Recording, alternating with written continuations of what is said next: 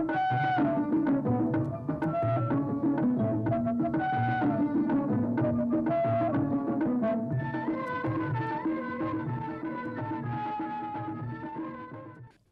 बंधु नमस्कार।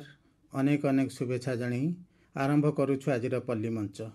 आज एथिरे विषय अछि निरोग जीवन पई योगर आवश्यकता। आपण जानिछंती वर्तमान बहुत स्वास्थ्य समस्या रोग आमर खाद्य पानीय किंबा अनियमित जीवन शैली हेउछि, जार चिकित्सा व्ययबहुल समय सापेक्ष पुणी समय अभाव किंबा अर्थ अभाव चिकित्सा ठीक समय रे हेई पारुनी, जाकि परमुहूर्त अधिक चिंता बढ़ाउछि। एभली स्थले जदि आम आमर नित्यकर्म समय अनुसार करिबा, दरकार समय रे विश्राम नेबा, शरीर उपयोगी योग करिबा, तेबे वर्तमान समय रे देखा जाउथिबा अनेक स्वास्थ्यगत मानसिक रोग को दूरे दी पारिबा। आज जून मास 21 तारिख विश्व योग दिवस। एही परिप्रेक्षी रे योगर आवश्यकता, योगरु मिलुथिबा लाभ ए सब विषय रे आमे आलोचना करिबा। आम संगे रे योग गुरु श्रीयुक्त प्रदीप्त कुमार महांती, जे कि जिला प्रधान नयापल्ली भुवनेश्वर भारतीय योग संस्थान कार्यरत, तांकु आज आम कार्यक्रम को स्वागत करिबा। श्रीयुक्त महांती, आपण को आज कार्यक्रम को स्वागत करुछु। विश्व योग दिवस अभिनंदन जनाऊछु। नमस्कार। नमस्कार सर, आपण विभिन्न अनुष्ठान के शिविर माध्यम रे प्रत्यक्ष भाव रे योग शिक्षा दियंती। आज आमर सौभाग्य आपण को आम रेडियो माध्यम रे सुनुछु। हजार हजार चाषी भाई भौणी माने भी आपण को कथा सुनुचंती। कथारे कथारे आपण आज योग शिक्षा देबे, योगर आवश्यकता विषय रे कहबे। आज जो आपण रेडियो रे कहउचंती तार अनुभव आपण केमती अनुभव करचंती? ना मु भाबुची जो ऑल इंडिया रेडियो हमर सुदूर प्रसारी तेणुकरी जो माने शुणुथिबे बा जो माने आप डाउनलोड करी एटा को सुनी पारुथिबे, आबा बहुत लोग शुणती कारण समस्त पाखे टीवी नहीं, तेणुकरी या द्वारा बहुत भल भल मेसेज लोक पाखे पहुंचुची और लोक माने उपकृत होउछन। आशा करिबा आज भी आपण जो कथा कहबे हमर से श्रोता माने ग्रहण करिवे एवं ता कार्य रे लगेबे। आज भी गोटे शुभ दिन, जेहेतु आज आमे पालन करूचे विश्व योग दिवस। तेबे ए योग कहले कोन बुझिबा? साधारण लोक मानकु आपण योग विषय रे कोन कहबे प्रथमे कहंतु? योग आपण मनुष्य जीवन रे गोटे एपरी जिंस, एपरी अंग जोटा कि आपण को जीवन रे शारीरिक, मानसिक और आध्यात्मिक भावर संचार पई एकमात्र उपाय योग, जहा द्वारा शरीर सुस्थ रहे, मन शांत रहे और आध्यात्मिक भावर उद्रेक है। यही योग यहाँ अष्टांग योग कह जाए, कारण यार 8टी अंग जेपरी आसन, यम नियम प्रथम अंग, द्वितीय अंग नियम, तृतीय अंग आसन प्राणायाम, चतुर्थ अंग, पंचम अंग प्रत्याहार, धारणा षष्ठ अंग, सप्तम अंग ध्यान, अष्टम अंग समाधि। यही जो क्रिया गुड़िक आम कहलु, यही अंग गुड़िक कहलु, मुख्यतः योग करने जो मैंने आसती से प्राय आसन प्राणायाम और ध्यान उपर ही नजर दियंती। आसन रे शरीर शुद्ध होता है, शरीर शारीरिक उन्नति है, प्राणायाम रे मन शांत रहे, मन शुद्ध हुए और ध्यान करने द्वारा हमर चित्त भी शुद्ध हुए। शरीर मन आउ चित्त आज्ञा ए योग हमको निरोग रखिबार केमती सहायता करूची? देखंतु आमे जेतेबेले योग करूचे आमे मन रे गोटे पॉजिटिव बा आपनकर सकारात्मक भाव रखिया दरकार जे मु योग करूची मु निरोग रहबा पे।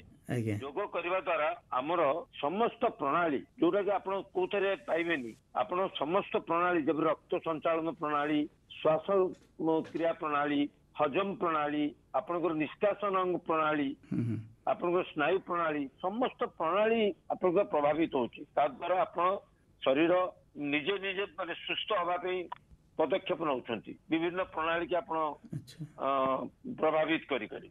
ता माने हमर प्रत्येक अंग प्रत्यंग पई योगर आवश्यकता अछि, जोटा कि हमें हमर दरकार अनुसार करि परिबा। हां, अच्छा, ये जो बयस अनुसार किसी योग अछि ना? सबु बयस माने सबु योग सबु बयस अनुसार देखंतु, जो मन धरंतु छोटो पिला, आज्ञा छोटो पिला 10 रु 12 वर्ष पिला रु योग प्राय आरंभ हंती। आमे तो योग करूचे पार्क रे आमे देखुचे छोटो छोटो पिला 10-12 वर्षर पिला माने आसिकिरी छोटो हम संगे योग करछंती। किंतु से माने भलो करि परिबे, किंतु तांको जहा जहा जो जो जिंस तांकर उपकार हबो आमे सेही योग गुरिको तांको करिया पे कहू। आ जो गुरिको तांकर विशेष लाभ हबनी ତ ଆମେ ତାଙ୍କୁ ମନା କରୁ, ତମେ ଏଇଟା କରନି, ତମେ ଅନ୍ୟ ଜିନିଷ କର। ସେହିପରି ଗୋଟେ ଯୁବକ କିଏ ସିଏ ତାର ବୟସ ଅନୁପାତରେ ସିଏ ଟିକେ କଷ୍ଟକର ଯୋଗ କରିପାରିବ।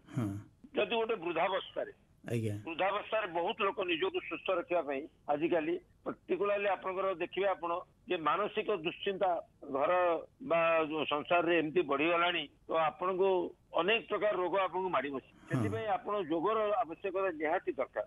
ଏଇ ଯୋଗ ଆମର ଲିଙ୍ଗ ଅନୁପାତରେ କିଛି ପ୍ରଭେଦ ଅଛି କି?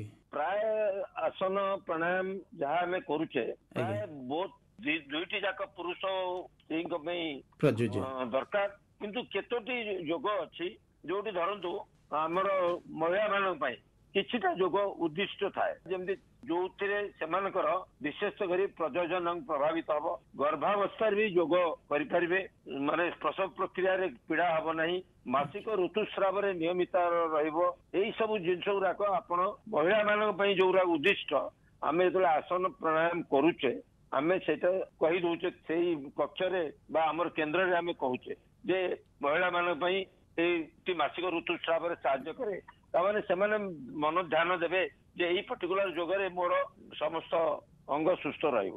କଣ ସେ ଯୋଗର ନାଁ ଟିକେ କହିବେ? ହଁ ମୁଁ କହୁଛି, ଧରନ୍ତୁ ଆପଣ ଭୁଜଙ୍ଗାସନ କଲେ, ଭୁଜଙ୍ଗାସନରେ ମାସିକ ଋତୁସ୍ରାବରେ ନିୟମିତ ଆସିବ, ଆପଣ ଶାଲ୍ଭାସନ କଲେ ମାସିକ ଋତୁସ୍ରାବରେ ନିୟମିତ ଆସିବ, ଆପଣ ଅଶ୍ୱସ୍ଥ ଆସନ କଲେ ପ୍ରଜନନ ପ୍ରଭାବିତ ହବ, ଆପଣ ସୂର୍ଯ୍ୟ ନମସ୍କାର କରୁଛନ୍ତି ତା ଦେହରେ ଆପଣ ଗର୍ଭାଶୟ ମୂତ୍ରାଶୟ ମୂତ୍ରନାଳ ପ୍ରଭାବିତ ହବ, ତ ଏଇ ସବୁ ଜିନିଷ ଆପଣ ଯଦି ସେଇ ପର୍ଟିକୁଲାର ଆସନ ଗୁଡିକ କରିବେ ଆପଣ ଜାଣିପାରିବେ ଯେ ଆପଣଙ୍କର କୋଉ ଅଙ୍ଗ ପ୍ରଭାବିତ ହଉଛି। ଆଜିକାଲି ଦେଖାଯାଉଛି ଯେ ଆମେ ଯୋଗ କେନ୍ଦ୍ରରେ ଦେଖୁଛେ ପ୍ରାୟ 60 ରୁ 70% ଆସୁଛନ୍ତି ମହିଳା ମାନେ, କାରଣ ସେମାନେ ବେଶୀ ଇଭିନ୍ କମ ଏଜ ର ସ୍ତ୍ରୀ ଲୋକ ଝିଅ ଏମାନେ ଆସୁଛନ୍ତି, କାହିଁକି ସେମାନେ ବେଶୀ କନସିୟସ୍ ପୁରୁଷ ମାନଙ୍କ ଅପେକ୍ଷା, କାରଣ ପୁରୁଷ ମାନେ ରୋଜଗାର ଧନ୍ଦାରେ ଲାଗିଲେ ସବୁ ଇଏ କଲେ, କିନ୍ତୁ ତାଙ୍କର ମାନେ ସେମାନେ ଯୋଉ ଆସୁଛନ୍ତି ଗୋଟେ ଶୁଭ ଲକ୍ଷଣ, କାରଣ ଘରେ ସେମାନେ ଭଲ କଥା ଶିଖୁଛନ୍ତି ଜାଣୁଛନ୍ତି, ଘର ନିଜ ପିଲାମାନଙ୍କୁ ଶିକ୍ଷା ଦେଇପାରିବେ, ପରିବାରକୁ ସୁଚାରୁ ଭାବରେ ଚଳାଇ ପାରିବେ। ମହିଳା ମାନଙ୍କ ପାଇଁ ବିଭିନ୍ନ ଯୋଗ କହିଲେ, କିନ୍ତୁ ଏଇଠି ଓଜନ କମେଇବା ପାଇଁ ନାରୀ ହୁଅନ୍ତୁ ବା ପୁରୁଷ ଓଜନ କମେଇବା ଗୋଟେ ବର୍ତ୍ତମାନ ଯୋଗ ଉଦ୍ଦେଶ୍ୟ ହେଇଯାଇଛି। ଓଜନ କମେଇବା ପାଇଁ କଣ ଯୋଗ ଅଛି? ଆପଣ ଦେଖନ୍ତୁ ବର୍ତ୍ତମାନ ଆମର ଭାରତ ବିଶ୍ୱରେ ଡାଇବେଟିସ୍ ବା ମଧୁମେହ ରୋଗ ଉପରେ ବିଶ୍ୱରେ ନମ୍ବର 1 ଦେଶ ହେବା ପାଇଁ ଯାଉଛି, କାରଣ ଆମେ ନିଜର ଓଜନରେ ଆମେ ନିୟନ୍ତ୍ରଣ ରଖୁନେ, ଖାଦ୍ୟପେୟରେ ନିୟନ୍ତ୍ରଣ ନାହିଁ, ସମୟ ନାହିଁ, ତେଣୁକରି ଆମେ ଅବହେଳାରେ ଖାଉଛେ, ଅଖାଦ୍ୟ ଖାଉଛେ, ଯୋଉଟା ହଜମ ହଉନି ଖାଉଛେ, ଯୋଉଥିରେ କି କୋଷ୍ଠକାଠିନ୍ୟ ହଉଛି ସେଇ ଜିନିଷ ଗୁଡିକ ଖାଉଛେ, ଆମର ଆସ୍ତେ ଆସ୍ତେ ଓଜନ ବଢି ଚାଲିଛି। ଆପଣ ଓଜନ ବଢିବା ସାଙ୍ଗେ ସାଙ୍ଗେ ମଧୁମେହ ରୋଗର ହୃଦରୋଗର ସବୁ ପ୍ରକାର ସଂଯୋଗ ଅଛି। ଆପଣ ଯଦି ଓଜନ ବଢିଲା ମଧୁମେହ ରୋଗ ହବାର ସମ୍ଭାବନା ବଢି ଚାନ୍ସ ଅଛି, ଆପଣ ଯଦି ଓଜନ ବଢିଲା ଆପଣଙ୍କର ବ୍ଲଡ ପ୍ରେସର ବଢିବାର ଚାନ୍ସ ଅଛି, ହୃଦରୋଗ ହବାର ଚାନ୍ସ ଅଛି, ଆପଣଙ୍କ ରକ୍ତ ସଞ୍ଚାଳନ ସୁଚାରୁ ରୂପେ ହବ ନାହିଁ, ବ୍ଲକେଜ ଆସିବ। ତ ଏଇ ସବୁ ଜିନିଷ ପାଇଁ ଆପଣ ମାନେ ଯଦି ମୋଟା ଯୋଉମାନେ ଅଛନ୍ତି ତାଙ୍କ ପାଇଁ ଅଲଗା ବି ଯୋଗ, ମାନେ ଆମେ ଯେତେବେଳେ କହୁ ଧରନ୍ତୁ ଗୋଟେ ଆସନ ସର୍ପାସନ, ଲୁଡକାନ ସର୍ପାସନ, ନୌକାସନ, ଯୋଉଥିରେ କି ପେଟ ଉପରେ ପ୍ରେସର ଦେଇକି ଆମେ ଡାହାଣକୁ ବାଁକୁ ଗଡୁଛେ, ମାନେ ଖାଲି ପେଟ ଅବସ୍ଥାରେ, ସେଥିରେ ଆମର ପେଟ କମିବ, ପେଟର ମୋଟାପା କମିବ। ଓଜନ କମେଇବା ପାଇଁ ଆମେ ସାଧାରଣତଃ ଚାଲିବା ଉପରେ ବେଶୀ ଗୁରୁତ୍ୱ ଦଉ, କିନ୍ତୁ ଏଇ ଯୋଉ ଯୋଗ କହିଲେ ସେଇ ଯୋଗର ପ୍ରଭାବ ସେମାନେ କେମିତି କରିବେ ଟିକେ କୁହନ୍ତୁ। ଶୁଣନ୍ତୁ, ଆପଣ ଯଦି ଚାଲିବେ ନର୍ମାଲ ଚାଲିବେ ତାହେଲେ ଆପଣଙ୍କର ହାତ ମୁଣ୍ଡ ଏଇ ସବୁ କ୍ରିୟା ଗୁଡାକ ସକ୍ରିୟ ହବନି, ଆପଣଙ୍କର ବେଶୀ ସକ୍ରିୟ ହବ ଅଣ୍ଟାଠୁ ତଳକୁ, କାରଣ ଆପଣ ଗୋଡଟା ହିଁ ଆକ୍ଟିଭେଟ ରହୁଛି। ଆପଣ ଯଦି ବ୍ରିସ୍କ ଚାଲିବେ ନିଜର ଶ୍ୱାସକ୍ରିୟା ଉପରେ ପ୍ରେସର ଦଉଛନ୍ତି, ଯୋଉଟା କି ଭଲ ଲକ୍ଷଣ ନୁହଁ। ଯୋଉଟା କି ଆପଣ ଯୋଗ କଲା ବେଳେ ଆମେ କହୁଛେ ସ୍ଥିରମ ସୁଖମ ଆସନମ, ଯୋଉ ଆସନରେ ଆପଣ ସ୍ଥିର ଭାବରେ ଆନନ୍ଦ ଦେଇପାରିବେ ସେଇ ପ୍ରକାର ଆସନ ଆପଣ କରନ୍ତୁ। ଯୋଉ ଆସନ ଆପଣଙ୍କ ଦ୍ଵାରା ହବ ନାହିଁ ତାକୁ ଆଟେମ୍ପ୍ଟ କରନ୍ତୁନି, ତାକୁ କରନ୍ତୁ ନାହିଁ, ବା ଯୋଉଟା ଆମେ ସେ ଯୋଉ ଯୋଗ କଲା ବେଳେ ଆମେ କହିଦଉ ଯେ ୟାର ନିଷେଧ କଣ, ଏଇ ଆସନ କୋଉମାନେ କରିବେନି। ଧରନ୍ତୁ ମୋର ହାର୍ନିଆ ଅଛି, ମୋର ଅଲସର ଅଛି, ପେଟରେ ଟ୍ୟୁମର ଅଛି, କିନ୍ତୁ ମୁଁ କହିଲି ଆପଣଙ୍କୁ ପେଟ ମାଡିକିରି ଆସନ କରିବା ପାଇଁ, ଆପଣ ପେଟ ମାଡିକିରି କୌଣସି ଆସନ ଏଇମାନେ କରିବେନି। ତେଣୁକରି ଆମେ କେନ୍ଦ୍ରରେ ଆଗୁଆ କହିଦଉ ଯୋଉମାନଙ୍କର पेटरे अल्सर अच्छी हार्निया अच्छी बा रिसेंटली ऑपरेशन होती सेमाने पेट उपरे कौन आसन करेंगे नहीं। यही जिनस गुड़ाक आमको सब सतर्क बाणी दबा पड़ो जे कौटा कर कि नहीं। अच्छा चलवा द्वारा कौन हो आपणकर जदि ब्रिस्क चलुंट आप निश्वास प्रश्वास को जोर रे नबा आने कर श्वसन तंत्र प्रेसर पकाउं जोटा कि आम कौन कर गहरा लंबा श्वास कर श्वासक्रिया को जिते धीमा नबा आम से दीर्घायु हवा। गोटे उदाहरण हूँ आपंकर गोटे कईच मिनिट के 2 ରୁ 3 थर श्वास नौ 200 वर्ष बंचुची आम मनीष आम 21 थर श्वास नौचे आम बंचुचे 80 ରୁ 100 वर्ष। आम जदि से 21 थर टाक कमे 12 कि 14 थर भितर रखिपर मिनिट रे धीरे धीरे श्वास नवा धीरे धीरे छाड़ा ताले आप भावतु आम आमर आयु वृद्धि आम श्वसन तंत्र सुस्थ रहिबो। अच्छा ये योगर समय कौन धार्य करा उपयुक्त समय कोटा? उपयुक्त समय आज्ञा प्रातः काल योगाभ्यास विशेष लाभक आपणकर ब्राह्म मुहूर्त 4टा धरतु 4टा समय सूर्य उदय हो नथिबे अंधार जाई नथिबो सेही भलिया मुहूर्त रे आपण उठी किछि ध्यान करी ईश्वर को उद्देश्य रे ध्यान करी मन को शांत रखंतु नित्य कर्म सारी स्नान करी खाली पेटरे योग पई प्रस्तुत हो जांतु तापरे खोला स्थान रे आपण योग करंतु आज्ञा बा वायु चलप्रचल करूछवा घर भितरे आपण योग करंतु कौन से आबद्ध घर भितर रही आपण योग करंतुनी जहाँद्वारा कि आपको निश्वास लगे आनंद मिल ना। आपण ठारू आमे शुणिलु योगरे कोटा भी बारण आपण कहले किंतु आम पई कोटा उपयुक्त आमे को योगटा करि परिबा हमर बयस अनुसार एवं हमर शरीरर आवश्यकता अनुसार आमे करवा ए सब धारणा आमको दबा पाई जने योग गुरुंकर सहायता थिबा दरकार। ए योग गुरु को आमे पाखा पाखरे कोठ पाई परिबा?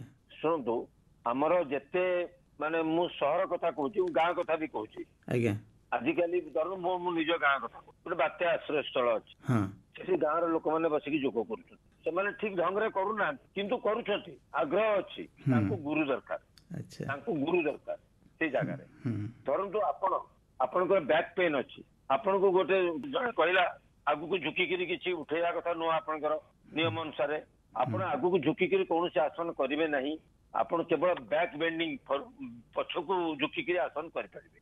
तेणुक यही जिनस गुड़ाक जिते आप नुआ गोटे केन्द्र को जी आम धरतु सब पार्क रे एवं योगस्थली सरकार कर पिंडी कर सुंदर भाव में टाइल पकई लोक मैंने योग कर लोक ऊपर छात पड़ी तेणुक वर्षा हो खरा हो आप चिंता करने दरकार नहीं आप सुरक्षित भाव में आप योग कर चारिपट खोला अच्छी ऊपर छात अच्छी तेणुक आप जो योग कर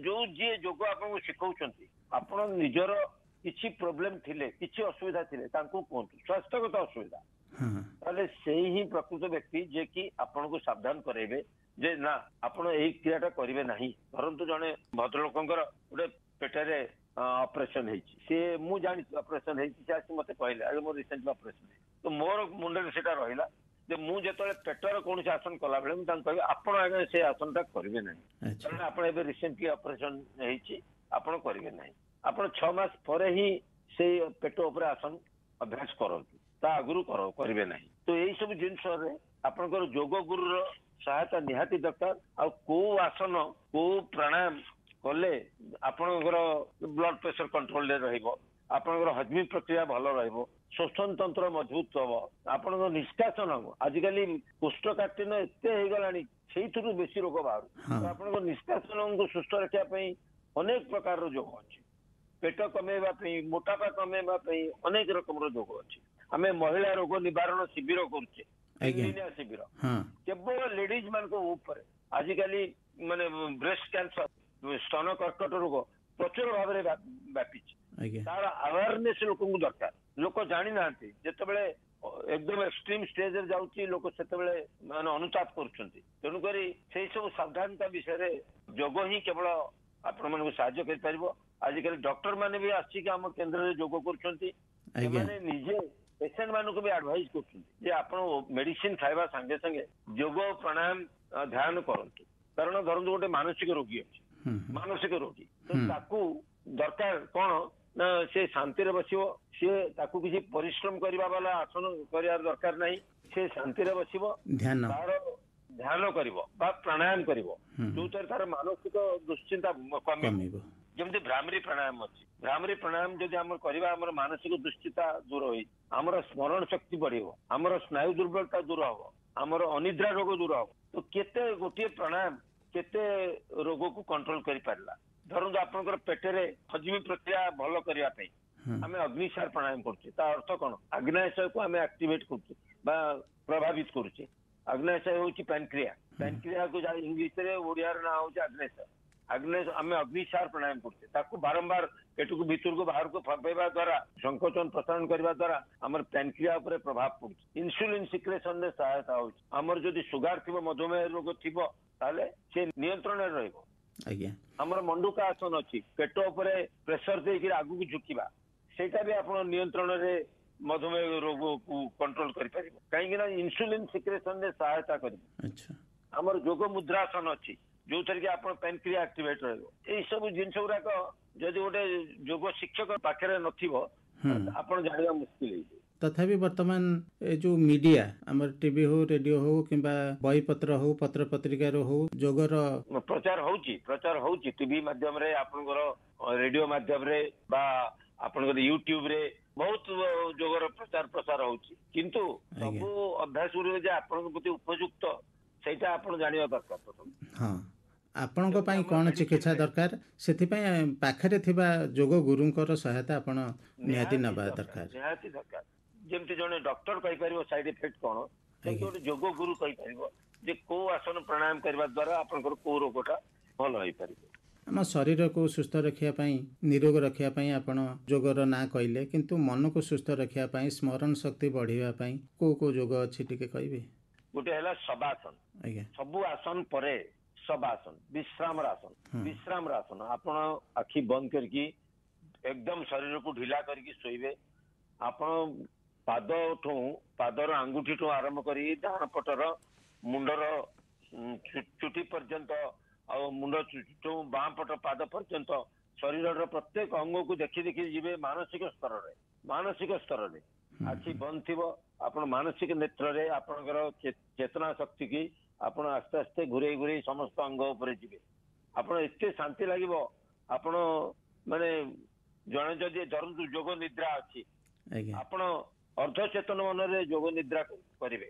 ଆପଣ 15 ମିନିଟ ଯୋଗ ନିଦ୍ରା ଯଦି ଆପଣ ଅଭ୍ୟାସ କରିବେ, ଆପଣଙ୍କ 4 ଘଣ୍ଟା ଏକଦମ ଗାଢ ନିଦ ସାଙ୍ଗରେ ସମାନ।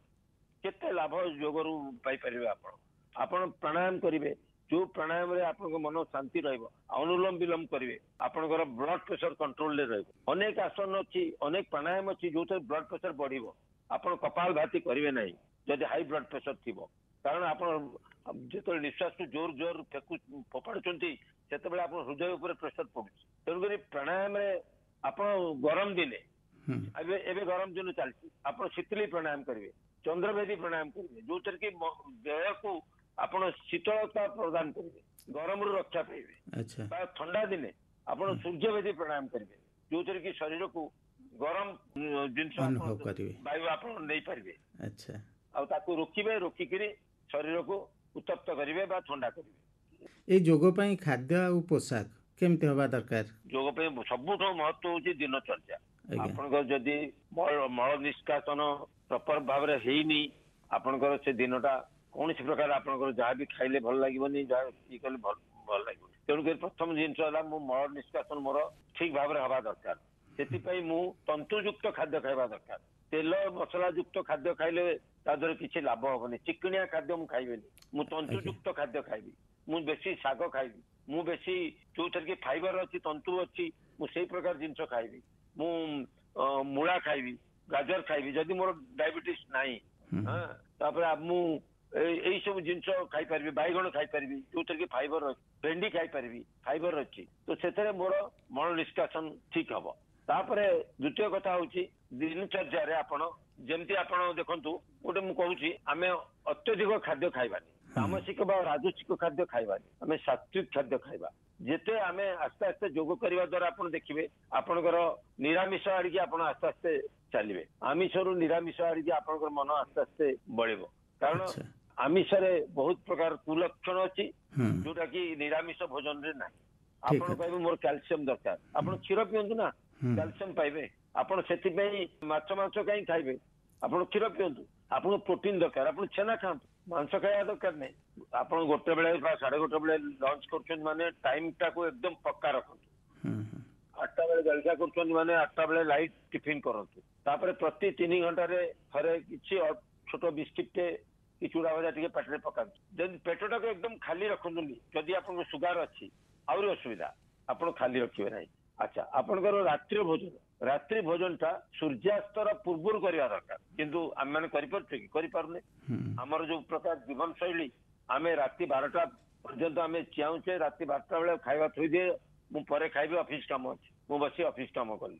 ତେଣୁକରି ଏଇ ସବୁ ଜିନିଷ ଗୁଡାକ ଆପଣ ଯଦି ଧରନ୍ତୁ ଆମର ଯେତେବେଳେ ଆଶ୍ରମକୁ ଆମେ ଯାଉ, ସନ୍ଧ୍ୟା 7ଟା ପୂର୍ବରୁ ସମସ୍ତେ ଖାଇସାରିବେ, ଆଉ ମାନେ ବନ୍ଦ ହେଇଯିବ, କ୍ୟାଣ୍ଟିନ ବନ୍ଦ ହେଇଯିବ। ଆପଣଙ୍କର ରାତି 9ଟା ସୁଦ୍ଧା ସମସ୍ତେ ଲାଇଟ୍ ଅଫ୍ ହେଇଯିବ, ଆପଣ ଶୋଇବେ।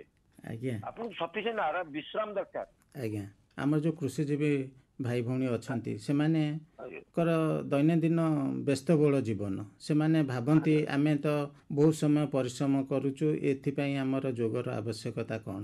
ତାଙ୍କୁ ଆପଣ ଏଇ ଯେଉଁ ବିଶେଷ କରିକି ଚାଷୀ ଭାଇ ଭଉଣୀମାନଙ୍କୁ ଯୋଗର ଉପକାରିତା କିମ୍ବା ତାଙ୍କ ପାଇଁ ଯୋଗ କେଉଁ ପ୍ରକାର ଦରକାର, ସେମାନେ ଯୋଗ ଧ୍ୟାନ ଉପରେ କେତେ ଗୁରୁତ୍ୱ ଦେବା ଦରକାର ଆଜିର ଦିନରେ, ତାଙ୍କୁ କ'ଣ କହିବେ? ମୁଁ ଭାବୁଛି ନିହାତି ଦରକାର। କାହିଁକି, ଧରନ୍ତୁ ଗୋଟେ ଲୋକ ବା ପୁରୁଷ ହଉ ବା ସ୍ତ୍ରୀ ହଉ, ସେ ବିଲରେ କାମ କରୁଛି, ସେ ସକାଳୁ ପଖାଳ ଖାଇକି ଚାଲିଗଲା, ଜଳଖିଆ ଖାଇକି, ତାର ସେଟା ଜଳଖିଆ ହେଇଗଲା, ସେ ଚାଲିଗଲା।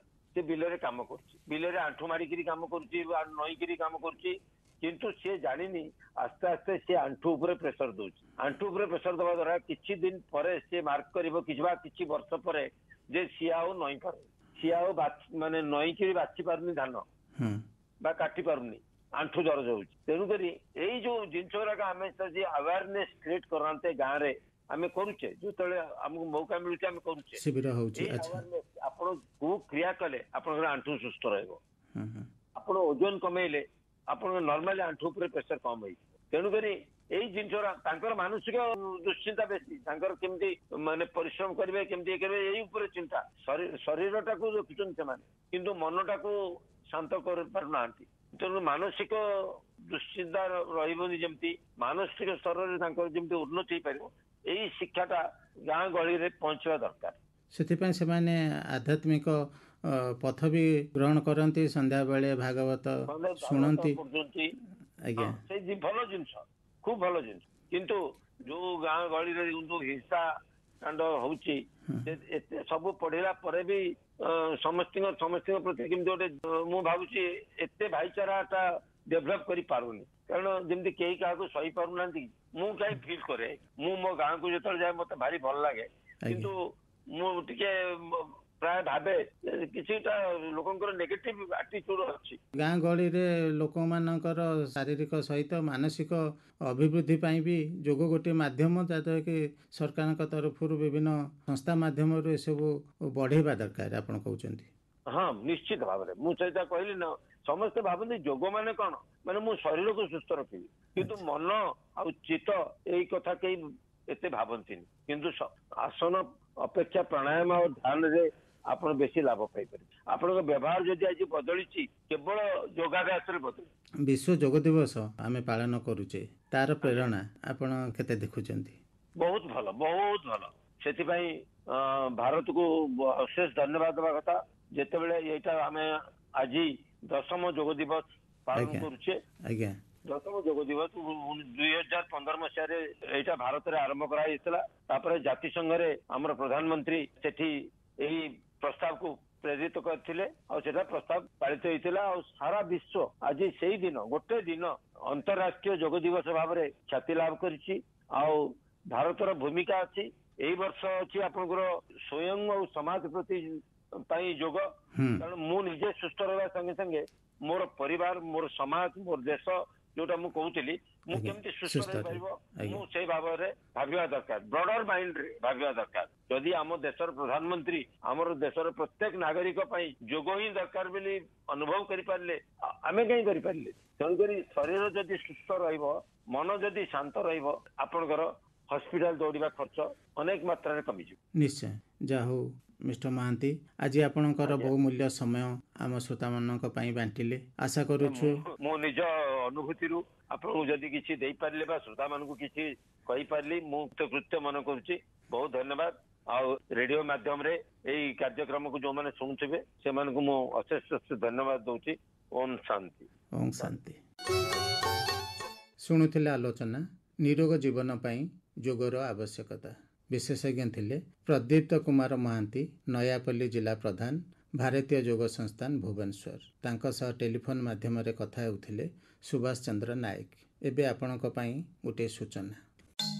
2024 ଜୁଲାଇ 1 ତାରିଖ ଠାରୁ ଭାରତୀୟ ନ୍ୟାୟ ସଂହିତା 2023, ଭାରତୀୟ ନାଗରିକ ସୁରକ୍ଷା ସଂହିତା 2023 ଏବଂ ଭାରତୀୟ ସାକ୍ଷ୍ୟ ଅଧିନିୟମ 2023 ନାମକ ଫୌଜଦାରୀ ଆଇନ କାର୍ଯ୍ୟକାରୀ ହେବାକୁ ଯାଉଛି। ଏହି ନୂଆ ଆଇନଗୁଡ଼ିକ ସମ୍ପର୍କରେ ଜାଣିବା ପାଇଁ ପ୍ଲେ ଷ୍ଟୋର କିମ୍ବା ଆପ୍ ଷ୍ଟୋରରୁ NCRB ସଂକଳନ ଅଫ୍ କ୍ରିମିନାଲ ଲଜ୍ ନାମକ ମୋବାଇଲ ଆପ୍ ଡାଉନଲୋଡ୍ କରିପାରିବେ। ଏହି ଆପ୍ ଗୋଟିଏ ସ୍ଥାନରେ ହିଁ ଏହି ନୂତନ ଫୌଜଦାରୀ ଆଇନଗୁଡ଼ିକ ସମ୍ପର୍କରେ ସମ୍ପୂର୍ଣ୍ଣ ସୂଚନା ପ୍ରଦାନ କରି ଏକ ବ୍ୟାପକ ପଥ ପ୍ରଦର୍ଶକ ରୂପେ କାର୍ଯ୍ୟ କରୁଛି। ତେବେ ଶ୍ରୋତାବନ୍ଧୁ, ଆଜି ପାଇଁ କାର୍ଯ୍ୟକ୍ରମ ଏତିକି। ମତାମତ ଲେଖି ଚିଠି ଦେବାକୁ ଭୁଲିବେନି। ରହୁଛୁ, ନମସ୍କାର।